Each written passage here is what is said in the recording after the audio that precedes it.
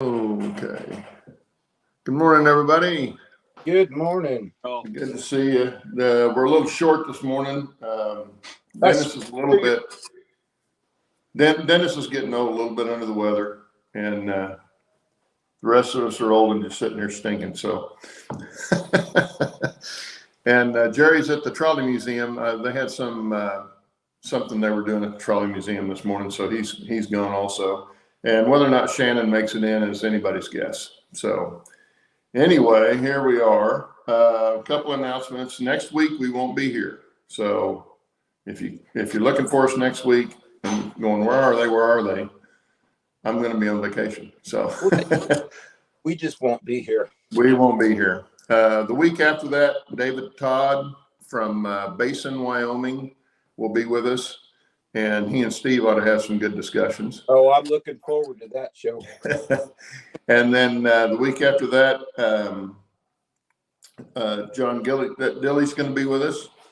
And so having said that, anybody and any one of you guys that wants to come on, we'd like to have everybody on at some point for a show. And just let us know if you're willing to be on, and we'll set up a time and get you guys on, because if you're like me, you want to be able to put a face with a name, and not everybody gets their face on the camera, even if they're doing updates. So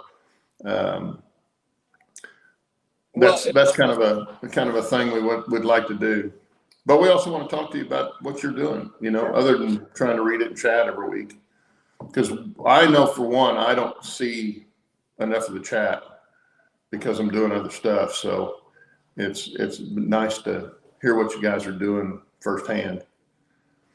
But John Tanzillo is going to be coming up here hopefully too. Oh yeah, John. He said you want to be on again.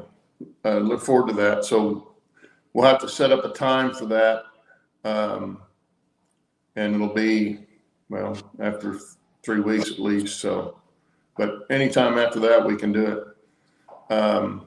Anyway, with that being said, I have no idea what we're talking about today. Well,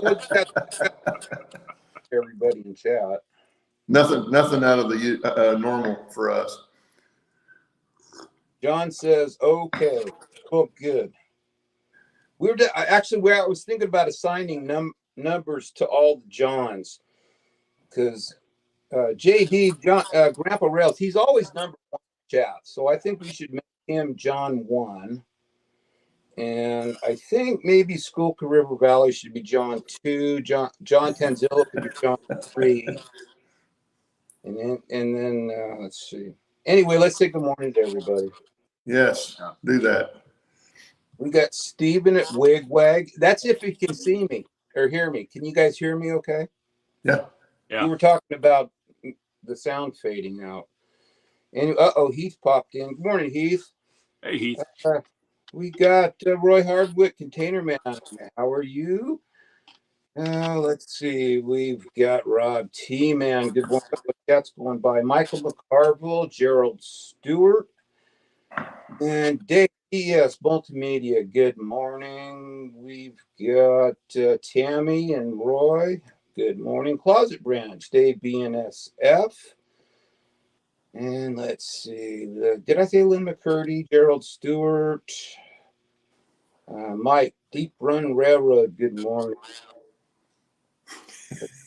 What was that? Oh, no. That's Lynn McCurdy. Aren't you glad there's only one Lynn? Yeah. It's just me. Let's see. I know I missed somebody. Anyway, good morning, everybody. Good to be back. You guys did a great show last week. I haven't gone back to look at it, so it's hard to tell when we do one, but I usually try to go back and watch it and critique myself. So sure did. It was a good show. I'm sure I talked way too much, but you always talk too much. I know. It's because you're never saying anything. Nope. Anyway, good morning, everybody. I'm glad everybody's here today, and hope you had a good week. And like I say, you got 2 weeks to rest up from us after today. So, but we'll be back the week after next. So We got anyway, Bill Newfavors. Good morning. And Joe Rader. Good morning. John, how do you say it? Benecki? John Benecki? How we say it? Benecki. Yeah. Benecki. Okay. I mean, it's what it looks like. He might say Smith. You never know. Well, names are not, there's no rules when it comes to names. So, pronunciation on names is not my forte. I know that because I've been called a lot of things besides my name. So no, there's no rules. Anyway, no, I haven't done anything train related except I was showing this to Steve. Let me make this big so you guys can see it. And this doesn't excite a lot of people, maybe a few of you. But I subscribe to the Narrow Gauge and Shortline Gazette. And this is a really cool modeling magazine. It's really well done. It's not cheap. It's like, I don't know, 40, 45 bucks for 6 issues or something like that. They do it bi-monthly. But in here, in this particular one, they had an article that really caught my eye. And I thought of Mike too, McCarville, when I saw this. And you've probably seen it, Mike. You probably know which one I'm talking about. If I can find it. Here it is. Okay.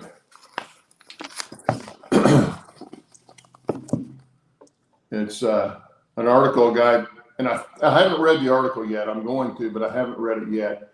But he's building this. Pretty much I can tell he's scratch building, except for maybe the buckets on the cable. But this is something I'm doing on my layout also. So it really caught my eye. But in this article, he tells how he's constructing everything. But one thing I found really cool in this, and I thought of you, Mike, when I saw this, was trying to find interior shots of the tram houses. So there you can kind of see, and it rides up on another rail, comes off the cable so that they can stop it and dump it out. But anyway, I just wanted to show everybody that was out there, and that's something I'm going to be doing. So it kind of excited me a little bit. Are you gonna add a lot of detail to the inside where it's visible? No, I'm not. Just for the fact that it's mainly going to be me. And I'm not building, I don't build mine to get it put in a magazine or anything. So that stuff is so small. And it's up on the upper level. I'm tall, so I can see it, but a lot of people aren't going to be able to see into the buildings anyway, especially the upper tram house. Excuse me just a moment. He's got to deal with dogs. I gotta let the dog out again. Okay. Anyway, babysitting. Even in this article, he talks about how at least on the big tram house, he's not putting an interior in there, even though he showed the shots. Now I haven't read the article, so he may explain it a little bit better. But the one little piece that I did read, he just put a beam in there and he tied the cables to that. But one thing I found out, he's got listed in here the cable that he used, which is a twisted copper wire, which would look like the cable instead of using a thread or something like that. So I may look into getting some of that and using that on mine, because that's about the only thing I have left to do on mine is to string the cable up, do a little detail on the other end of the tram house, but mainly is the cable and the buckets on it. But it was interesting to see that. And if you've never seen one of those in person, you can see them up. You can see some tram line buckets still hanging there up north of Silverton, Colorado. And there's a mine there. They've got a little walking tour you can do on it. We didn't do that, but we were doing the off-road thing at the time. But I got some good pictures of it, and it goes way back up into a basin of the mountain, and splits off. Actually, at the top of the basin, they had 3 or 4 different cables coming up, and they came to a central location, and then came back down to the mine or down to the mill. Excuse me. Anyway, it's an interesting aspect to a model railroad. I think it's kind of like logging operations or something like that. What are you asking me here? and come back and run your layout. If you'll let me run a Blackstone. Yes, Roy, you can. Yeah, if you come, we'll get you hooked up. We'll let you run it. The only thing I'll have to do is clean some track before you get here. But I was up there, actually, I went up about a week ago, somewhere back then, and ran the mine section, my mine district. I ran the engine on that and didn't have to clean track. It ran just fine. So that's a good thing.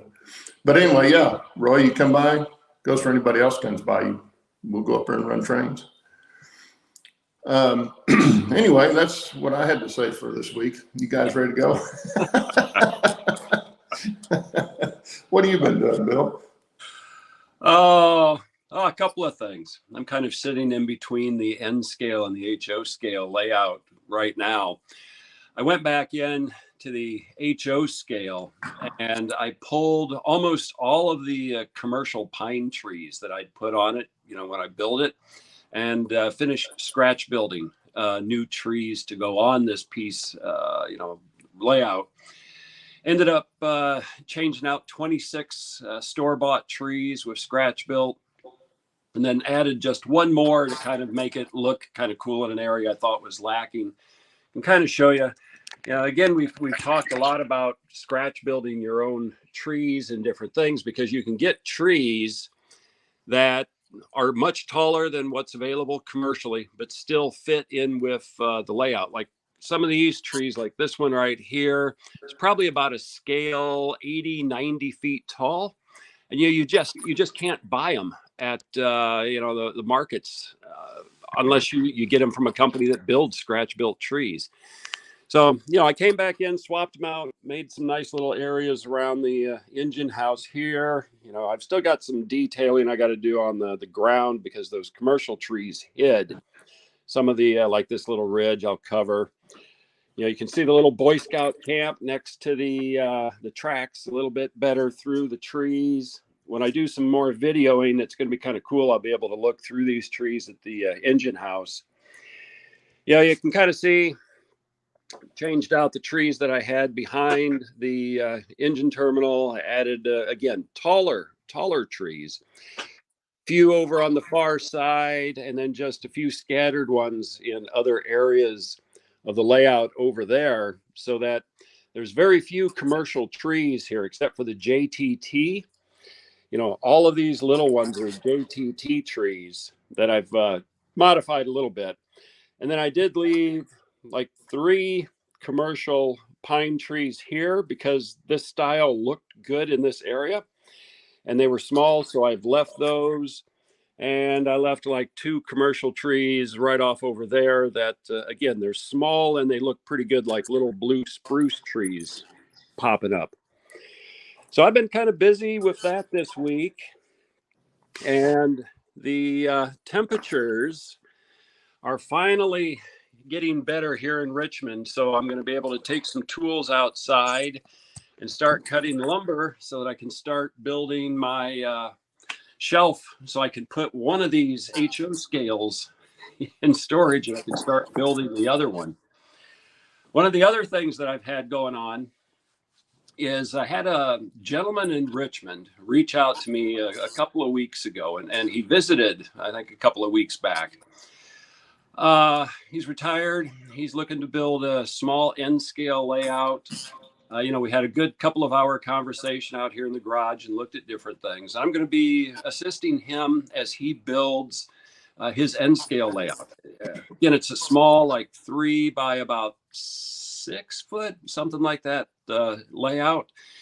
So I'm going to be talking to him, and once we get it all settled on when he wants to start, I'll be talking to him to see if we can do a video series on his build.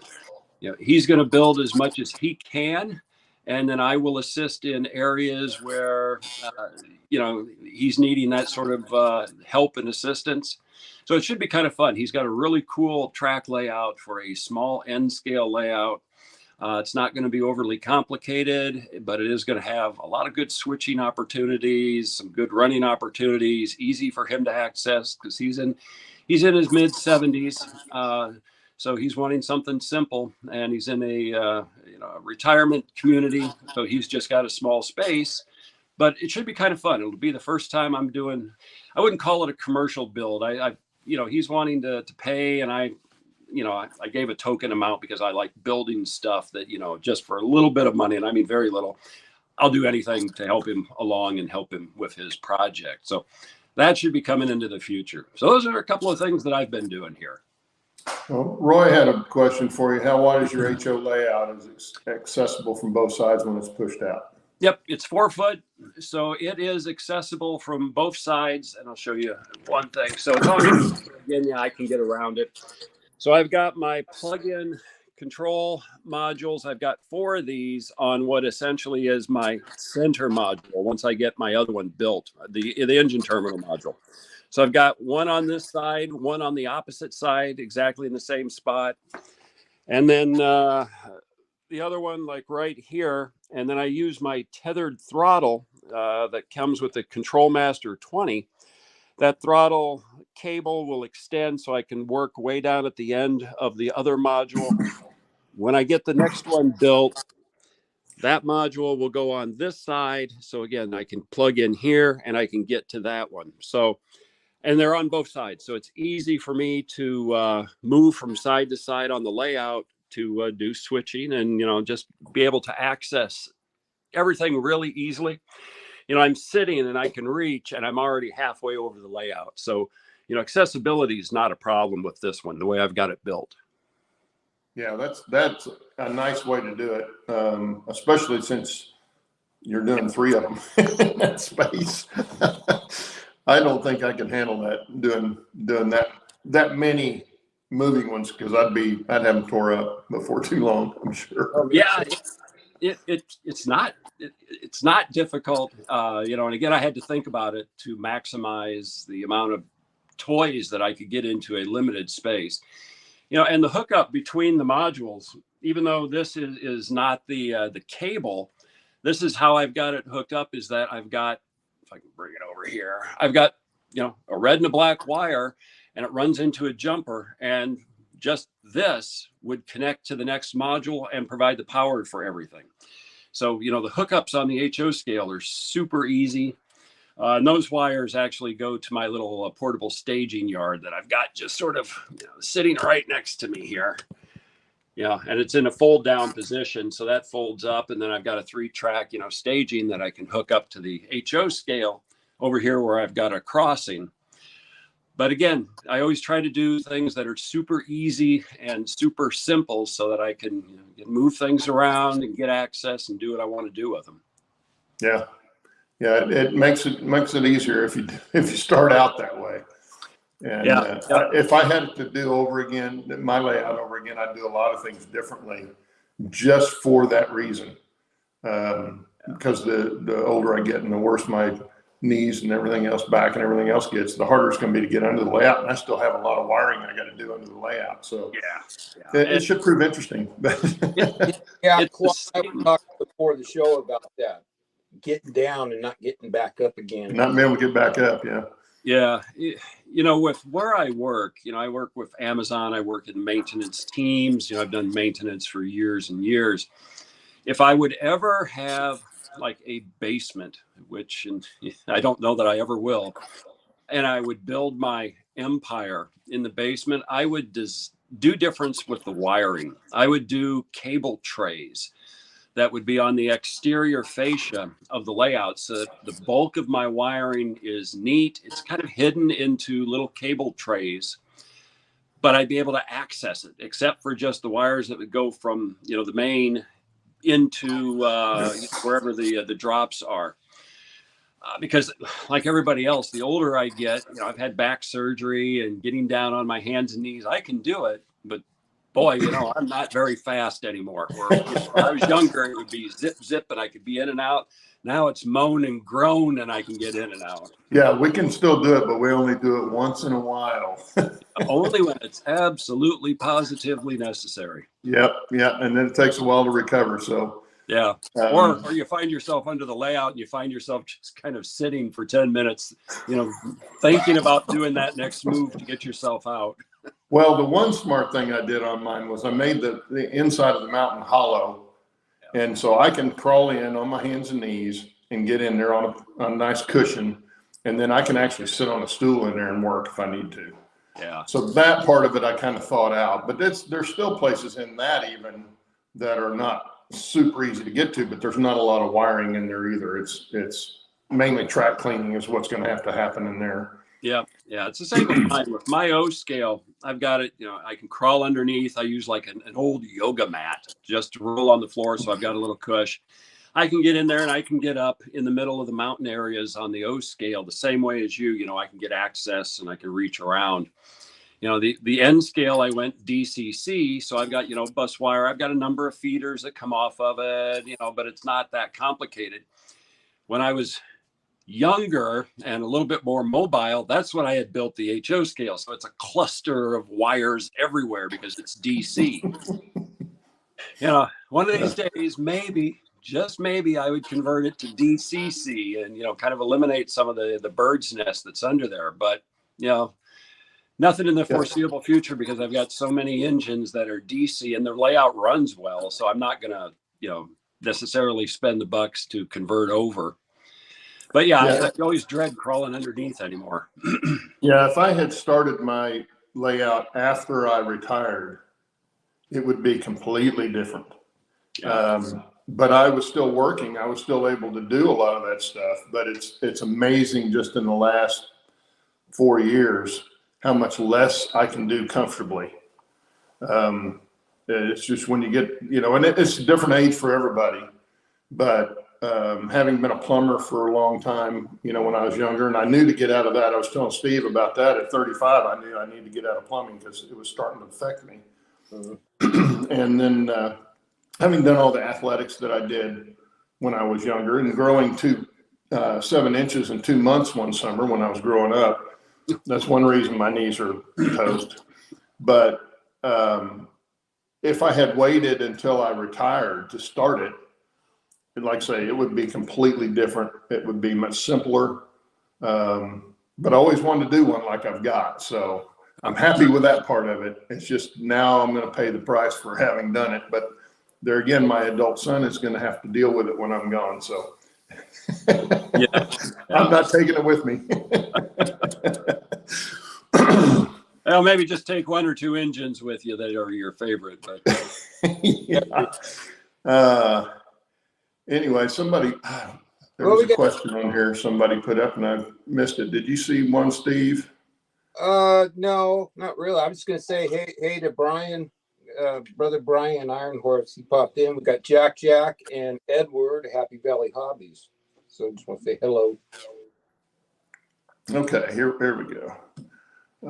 Roy says you need one of those creepers that lay down, but they also raise up in a sitting position. You just need to take it one step further, raise it up to a standing position. It needs to be motorized so we can get up and not have to work at it. Yeah, I have thought about the creepers, and the layout height is such that if I got one of the mechanics creepers that even has the sitting position, I'm still like reaching way up to get access. I still have to get on my knees and then kind of work because I can get on my knees under these layouts and only crouch a little bit to get access. I'm still doing the overhead. What about one of those teeter hang-ups? You could hang upside down and work on your wiring. Hook up a trapeze in the garage. There you go. Well, I built a creeper that sits higher than a regular mechanics creeper for that very reason. Yeah. But and something like that is something that maybe in the future I might have to do. Now, everything that I've got planned for, my storage shelf, getting a drywall lift to lift the layouts. Because again, they're not heavy. I take the engines and the cars off and 2 people can easily lift this up. Even with, I wouldn't want to do it with one hand, but I can go to the corner and I can lift it with one hand. Mm-hmm. It's mostly, foam board and then just a skim of scenery on it. So it doesn't have a lot of weight. But if I get that creeper and all of that works out, if I have wiring issues or when I'm building the next section and I'm ready to do wiring, I could actually build that part of the layout as I'm getting my track in place and wiring on that drywall lift so that I can crank it up and I can stand and comfortably work on the wiring. So I've been thinking that through, that, that's something that I might actually do when I'm building that next piece. And if I have issues with the wiring, which thank goodness I haven't, I wouldn't say it's bulletproof, but again, DC, it's fairly straightforward. You've got switches and you've got direct connections, and I've got, good solder connections for all of my wiring. Because I ended up soldering the wires directly to the bottoms of the rails on all the switches.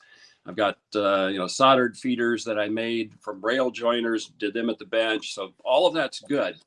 But if I ever did have a problem, and if that drywall lift idea really does work well, again, I can put that piece in the layout on it, lift it up, and I can do all kinds of things.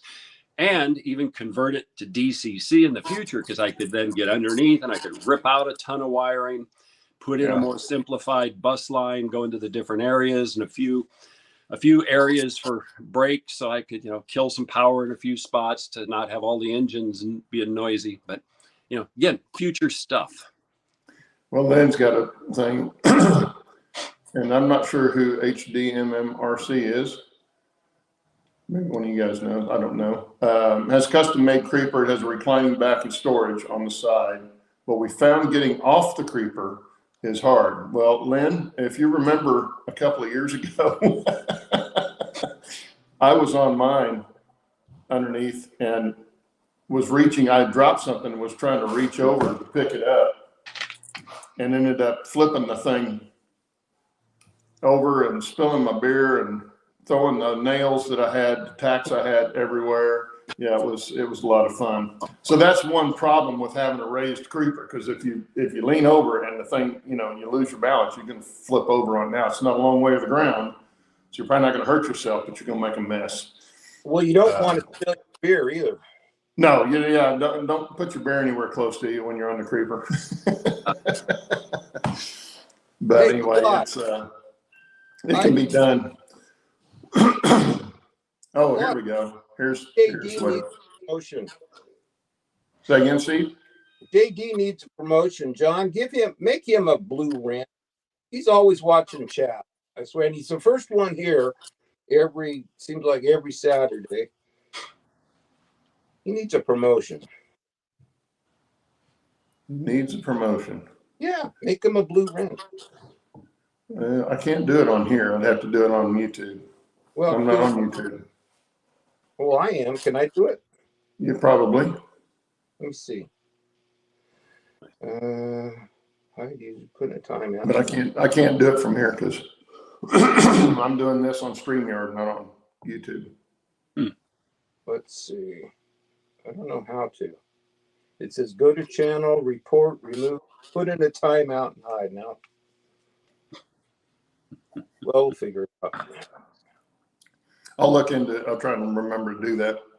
I did see Mike McCarville said something about in the same issue of the Narrow Gauge Gazette. He's actually got an article in here on his, let me make this big again, on his gas station. There it is. Anyway, this whole page is about the kit. So if you got this, you can go in and read about that too. I think he was talking about this last week or the week before. Yeah, his kits look great. They do look good. Excuse my voice this morning. I'm a little hoarse from some reason. Anyway, yeah, the creeper into the layout is good. You have to, when you do it, you have to kind of, you have to be aware of how tall it's going to be while you're on it. Not by itself. You have to remember the thickness of your body and where your hands are going to be. Because if you get it too high, then you can't get under. Or you can't, you'd be working right in your face, which is not good either. So, but, building one's not hard to do if especially if you've got some caster wheels and do that. I did it, but I made mine reclined And then I've since gone and taken the recliner out because the recliner got my head too high. And it put me right up underneath the layout where I couldn't actually work on anything. Because, I mean, you could work on it here, but if you had to go sideways, you couldn't see stuff over here, back behind your head or something. So laying flat down, it's a little easier to deal with that kind of stuff. But I do have to get under there and wire under the lower deck and wire lights and stuff up. I don't have to do any track wiring, but I do need to do lights and stuff, which would be much easier to do. My dog is being a pill this morning because my son's dog is here, and she's not real crazy about my son's dog. So she's in here going, "Daddy, save me." Anyway. So what have you been doing, Steve? Cleaning up? Oh yeah. I spent the last 3 days cleaning my shop. Well, you wouldn't know it, but I did. No. I got tired of not being able to find anything out here or being able to work, but I did do a couple of on this guy. I can flip this around and show you. Maybe. Camera. Nope, that's not it. I forget. There we go. Well, while you're doing that, I'm gonna get Heath's comment here. He says also get a good pair of knee pads that come in handy when working into the layout, and you can use them for quote unquote activities as well. I'm not gonna go there, Heath. But the knee pads do work well. I've got a pair in the garage I use too. Yeah, I used to do them when I was doing floors and tile work and stuff. But I can't even use those now with my knees, so they're not padded enough. You got a stack train there, Steve. You like that? Is that what they call it, a stack train? Yeah. That's going to be tunnel clearance problems, though. Well, the tank comes off, but that's how I'm going to carry it in the back of my truck. I love that. No, I put on some stirrups on the bottom. Let's see on that. Let's see. The other thing I did, my plumbing on the tender tank. I had it set up with the water for the auxiliary tank to run into the back of the tender, and then I had a valve underneath it. But the problem, I did several test fire ups on it, and the injector just will not draw the water through the line that I had underneath the tank, because I had it set up. I don't know if you can see up under here.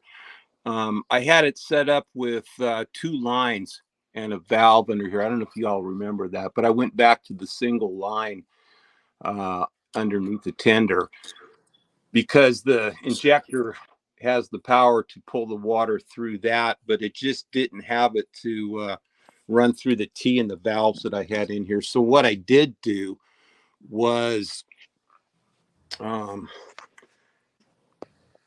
got let's see, I don't have to do this with 3 hands, but this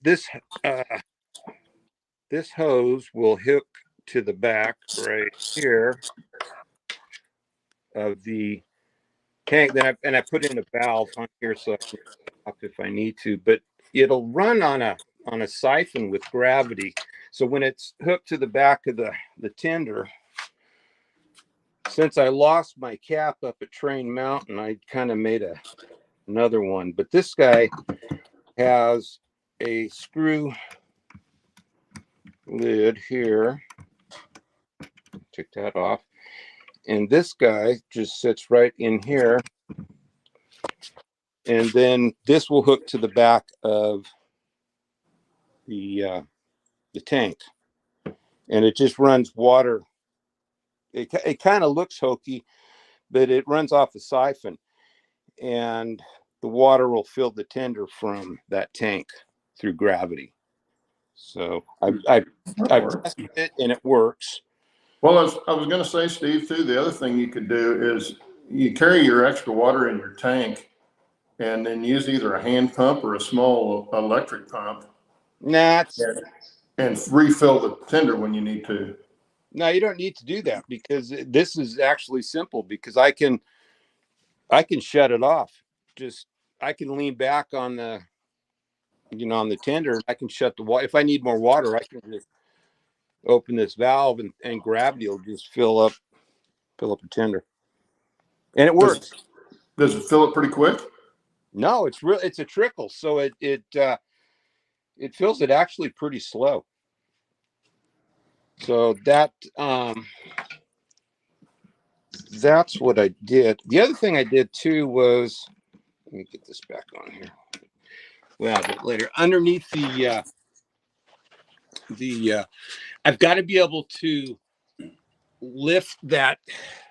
Well, the tank lifts off, and then I've got to be able to lift that flat car off the caboose without straining my back. So that means not having the trucks attached to the flat car. They're not bolted. They're just going to, the body of the flat's just going to sit on the trucks by gravity. So I can lift them off, but I got to be able to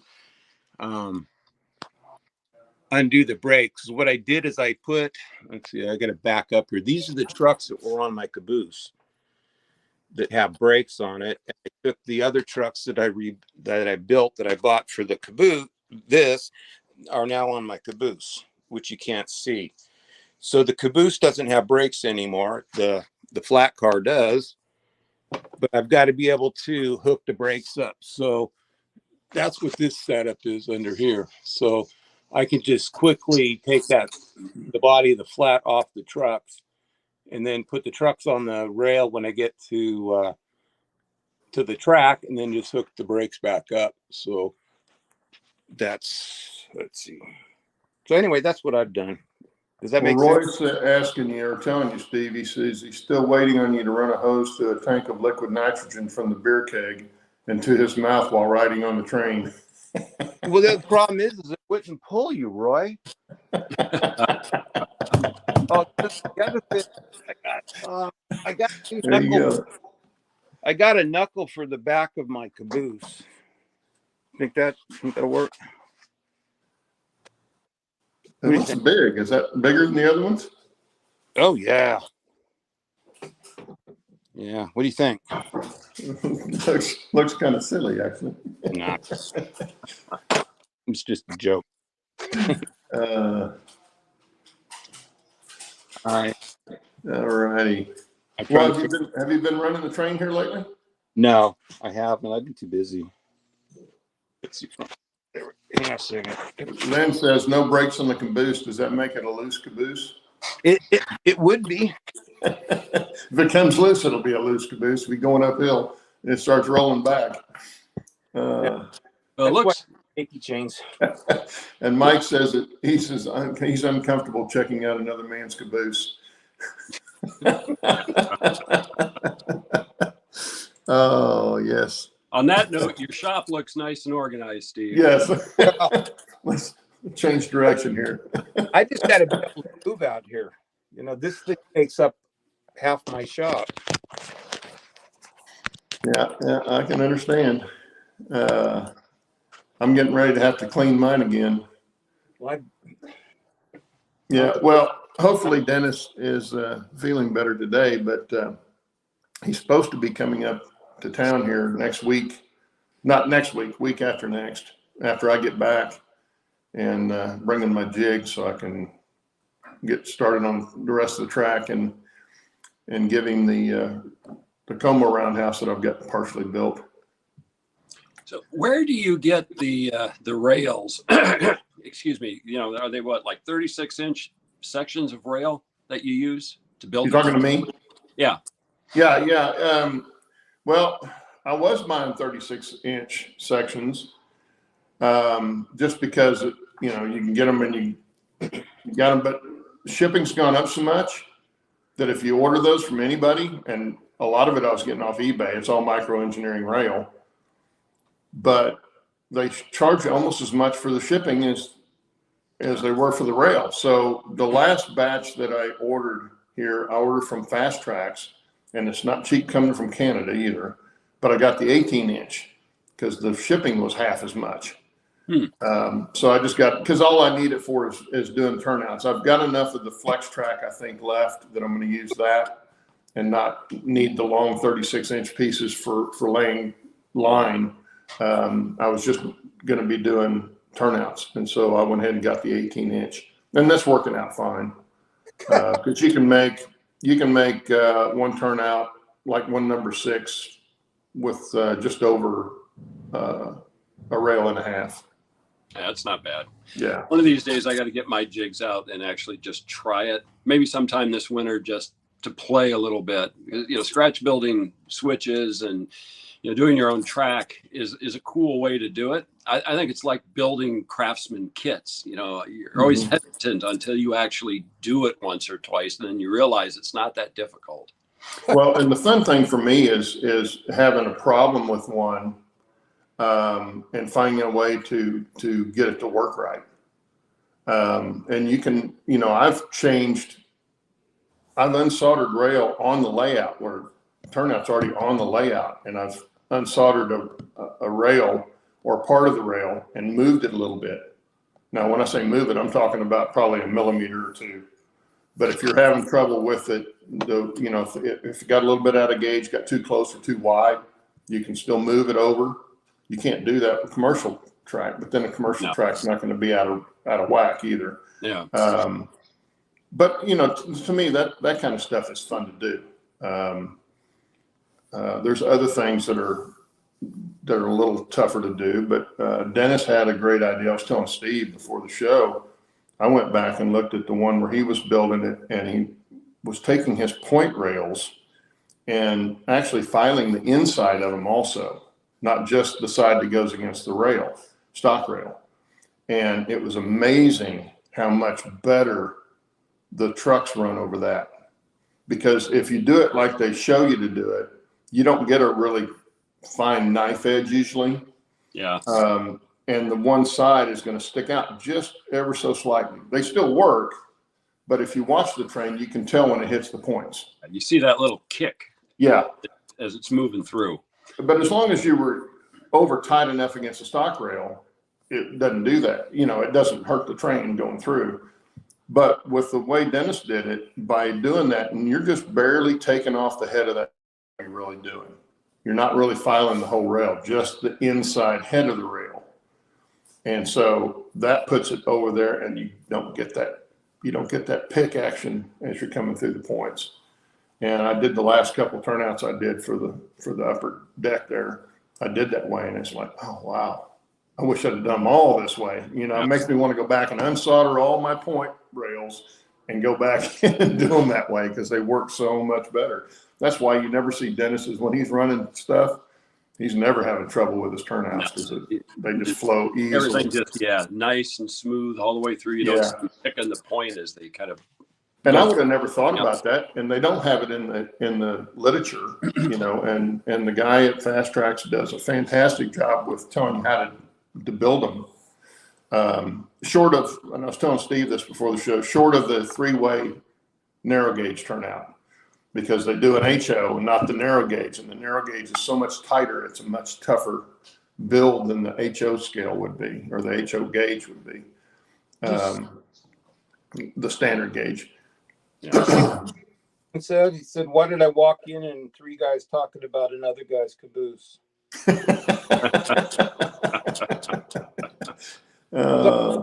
Kyle. Won't go there either. But yeah, you know, I was telling Steve, it's funny that you don't see a lot of this stuff from like the manufacturer that puts it out. And Mike McCarver was talking about this with the kits, having to, you know, go through and make notes and stuff and send back to the manufacturer, say, hey, you probably ought to do it this way, you know, and make it much easier to do. And I think we get blinded when we're doing something like that. We get blinded by how we know how to do it. So we think everybody else should know how to do it. And when you're trying to tell somebody that's never done it before, you got to be very specific and have lots of pictures. And the guy at Fast Tracks does that, but he never had the deal where you file that inside head of that point. Yeah. And if you did, it would make those so much better. But the guy is a fantastic modeler in his own right. If you've been to their site and seen the picture of the Bronx roundhouse or Bronx Yeah. Terminal is what it's called. The videos that show that and what he does is just absolutely amazing. It's all, yeah. And it's like nuts. And that's the kind I was telling Steve too. This is the kind of thing when I was a kid back in high school and junior high. In Model Railroader, I saw somebody in England did something similar to that, but it was a regular yard, but he had all kinds of slip switches and crossovers and all this stuff in this very compact area, and it was all hand laid. And I never forgot that picture. And that's why I wanted to try hand laying, because I thought, this might be kind of tough to do. It's not really hard to do, but now doing what that guy had done would probably be tough to do, scratch building. Yeah. But to me, that's, I love seeing that kind of stuff out of modelers. It's really cool.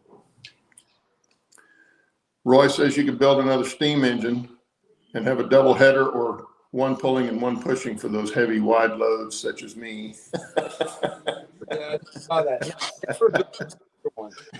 Never. Yeah, I don't think that's ever going to happen.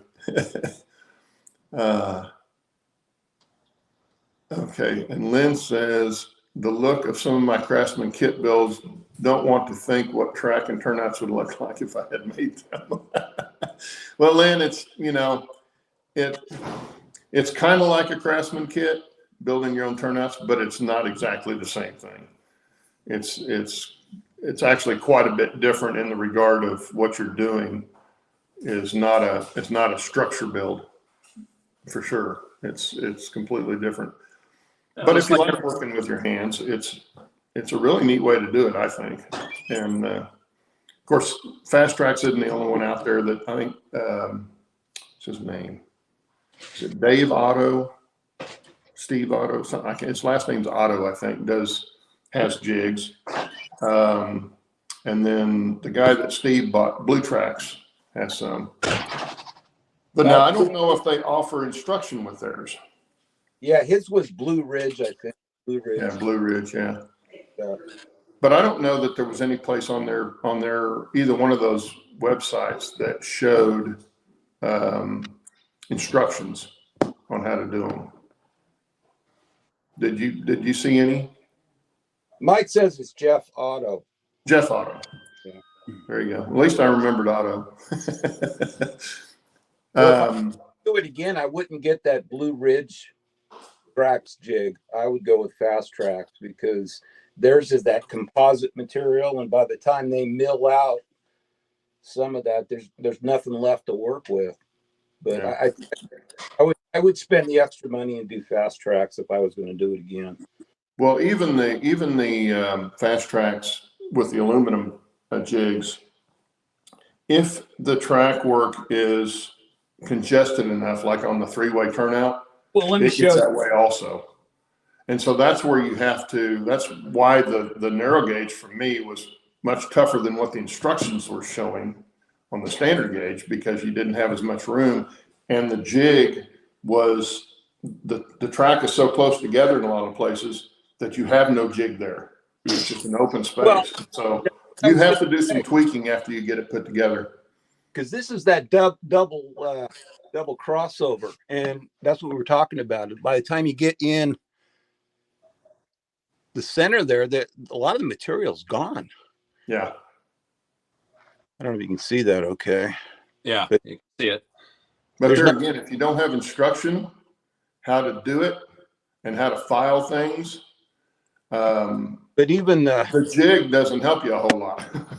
Yeah, but even with the just the regular turnout jig, you get the same problem. Yeah. But if I was going to do it again, I would go with the Fast Tracks jigs. Well, and I think even more so than the jig, as far as helping, and this is strictly my opinion, is the filing jigs that you get from them. Mm-hmm. And they're not, none of it's cheap, but it's, they'll all last forever. They're solid. The filing jigs are all solid metal. Have you got some of those, Bill? Yeah, I did. What is it? 2-3 years ago at one of the Richmond train shows, I think I spent a couple of $100 and got about $1,000 worth of stuff. A bunch of the ties, filing jigs, the track bender, all of that stuff. So I've got everything I need except the track and the guts to try. It's like anything else. You just gotta do You it. just gotta You'll find out it's a lot easier than you thought it was going to be. Yeah, and one of these days I will bite the bullet and sit down when I get some other stuff done, and just start to play with it. And it's like everything else. If you do it once or twice, you start to get better. You start to know what you need to do in the steps, until it's like Dennis and you and Steve. You're able to make them, and it's it doesn't take that long, and you have quality product when you're done. Yeah, well, it's like the 3-way jig that I've got. I'll be making number 6 Ys out of that. I just leave out the center piece, and then all you have to do is really figure out, okay, which frog do I have to leave out? Which one am I going to use? And once you figure that out, then the jig makes it real easy to put together. And it's, it seems hard when you're looking at a 3-way Y going, how am I going to make this into just a Y?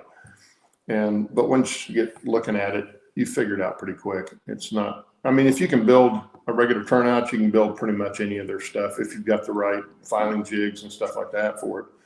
I found the filing jigs to be the most helpful, because getting a proper angle on like your frog and on your points and stuff is the most critical, I think, more so than placement.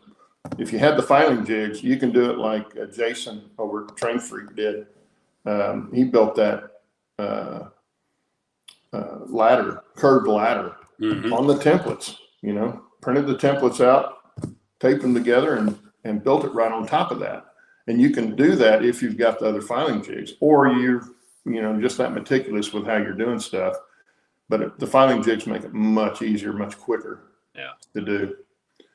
But yeah, the fast tracks are a lot of fun. The only problem is they're expensive. So unless you've got a lot of them to build, they're not worth it. Or buy them like Bill did. That's the best way to do it. Yeah. But unless you've got, 20 or 30 or 40 of them to build, it's not cost effective. But if you've got that many, if you've got a big layout like Dennis has, and a medium-sized layout like I have, and have that many turnouts, then yeah, it was easy. Because for me, it was a no-brainer with the dual gauge turnouts that I did. Those, if you buy them commercially, are all $50-$60 now for the dual gauge turnout, and that just gets you one. I bought two jigs for those. They'll do left and right, and then the narrow gauge one does it on the right, one does it on the left, which you have to have if you do a crossover. You have to have both of them. And I think I paid $250 for the two of them at the time I bought them. Now they're more expensive than that now, but I saved a lot of money buying them just for that. Plus I build all my regular turnouts out of that. So it worked out. Get your money's worth for sure. Yeah. And it doesn't take long. Plus I enjoyed building them. It's a lot of fun to build them, and they look a lot better than a commercial turnout too. Can what be are we talking about in chat over here? Oh, they're talking about putting a Briggs and Stratton engine in my caboose, and a chain drive and a cog drive. We're still trying to get Roy's big butt up the hill. Yeah. That'll just make Steve's caboose, wink, wink, the best looking one out there. Oh, I'm going to pretend I didn't hear that. Winky, winky, nod, nod, right? Oh, mercy me. Nudge, nudge. Nudge, nudge, wink, wink, nudge, nudge. Yeah. Say no more. That's the key in that one. Say no more. Oh, goodness gracious. Who needs Dennis to have a good time? Well, I hope you're laughing and it's hurting your rib, buddy. I hope that's what it is that he's got a problem with. Because I've seen a live steam triplex, and is that how you say it? A triplex? triplex. Triplex. Anyway, Yeah, who said that? I saw that. no, I've seen one before. That's good. Build a triplex. Oh, it'd be like what's that Australian one that they have? That's not really a triplex, but it'd be similar to that. Oh, you're thinking? Oh, it's not a. What do they call those? I know what you're talking about. Yeah. Was it the Mason bogey? Was it a? It wasn't a triplex. It was just Well, kind of all in one. There's one that's I can't, and I'm trying to remember the name of it, but they've got two sets of drivers on each end. One end has the tender, one end has the water tank, and there's a common frame. Yeah, that was an Australian Gosh, I'm trying to remember engine that we were talking about, and I don't remember. And I don't see. I'll think about it. I'll think of it after the show. Yeah. Well, let's see. A Garrett. That's right. Thank Garrett. you. Yeah. Well, keep talking, and I'll look up triplex on here and see what we find. Well, that's pretty ambitious to build a live steam one, because that's basically 3 locomotives. It's just like building a big boy. That's why not too many people do it, because that's 2 northern. I mean, so you got to basically build 3 locomotives to do a triplex. Okay, I found a picture. But you're sitting over another set of drivers, and I'm not sure I'd want to be doing that, because I get my clothes stuck in it, and I end up getting ground up in the tender. Back happened here.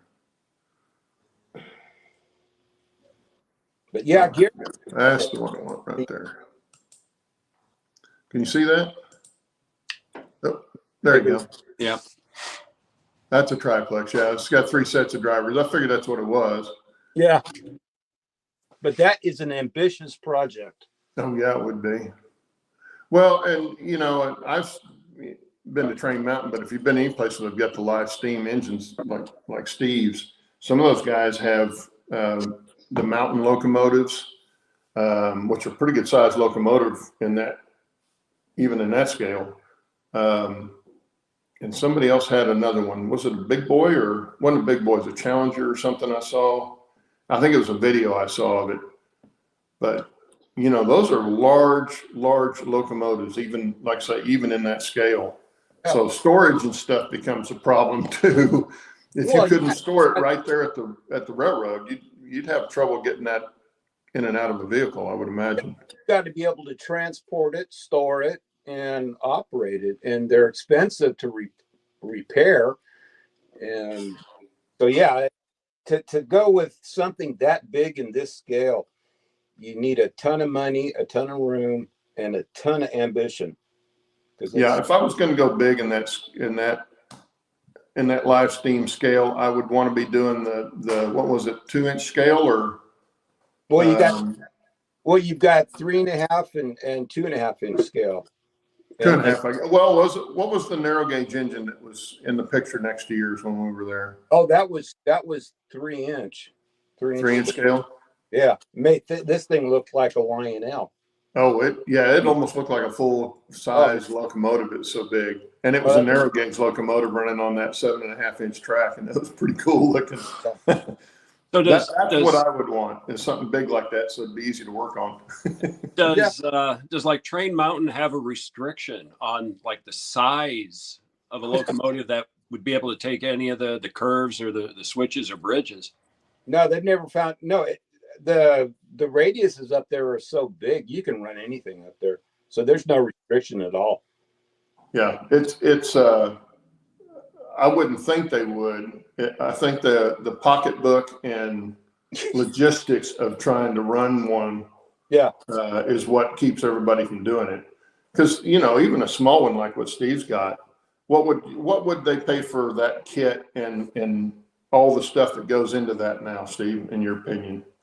For an American, if you were going to get, and that would be from little engines, castings alone would be $7,000, maybe a little bit more, and that doesn't include the boiler. That's just all the parts that are unmachined.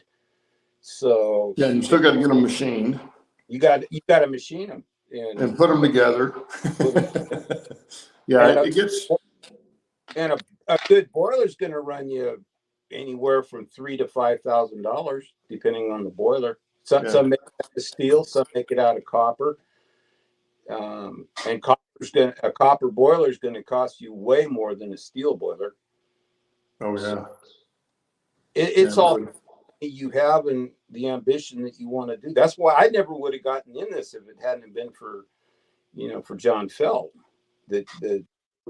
you know, got me. So there's just no way. This is Yeah. a expensive hobby. Yeah, the steam part especially. I could see people getting in like you did with your diesel engine that you had, Yeah. or Yeah. that ran on gasoline. I could see people getting into that a lot more to get into a live steam hobby than going with a full steam engine. You know, for $1,000 to $1,500, a little 4-wheel, they call them critters, with electric motors and a couple of batteries, and you're good to go. But even that's expensive. Yeah. But it's a lot cheaper than getting into live steam. A lot of people want to get into steam, but there's an old saying: for every hour on the track, you're going to spend 5 hours in the shop, and that's true. Yeah. Yeah. And they probably say the same thing about the steam locomotives, scale locomotives, as they did about building airplanes. Yeah. People would ask me, so, well, what does it cost for this third scale airplane? Now, third scale airplane, the last one I built was, almost a 10-foot wingspan. Yeah. And was 6 feet long, 7 feet long, 10-foot wingspan, and set about 3.5, 4 foot high. I mean, it's a pretty good size airplane. You can't ride in one of those, but it's a big airplane. And they would say, well, what's something like that cost? Well, the problem is you have to build something like that unless you buy it from somebody. But if you're talking about what it costs to build something like that, we used to say it's a labor of love. Yeah. Because if you don't really love doing it, you're not going to like the price. You wouldn't build it if you knew the price. No. So I never really sat down and did a budget for my airplanes because if I did, I wouldn't do it. I did If I saw what it was actually costing me, I wouldn't do it. I did it because I liked doing it. Yeah, right. And if I'd have seen the price, it would have been like, no, are you kidding me? There's no way I'm going to pay that. But because I was building them, I could stretch that out like making payments. You buy the kit or you buy the plans, then you buy, some of the material and you start working on it. And you just buy stuff as you go along, and it makes it a little easier, like making payments on something. I did. Bill's update just popped up, so I think we're overdue. Are we overdue? Oh, we are overdue. Man, that really went by fast today. Man. So it's been Dennis that's been dragging us down. That's right. Okay, guys. Well, we have to say a quick goodbye. Thanks for being here today, and have a good week, a good weekend. 2 weeks. 2 weeks. Have a good 2 weeks. We'll see you in 2 weeks. Later, Bye. guys. Take care all. Bye.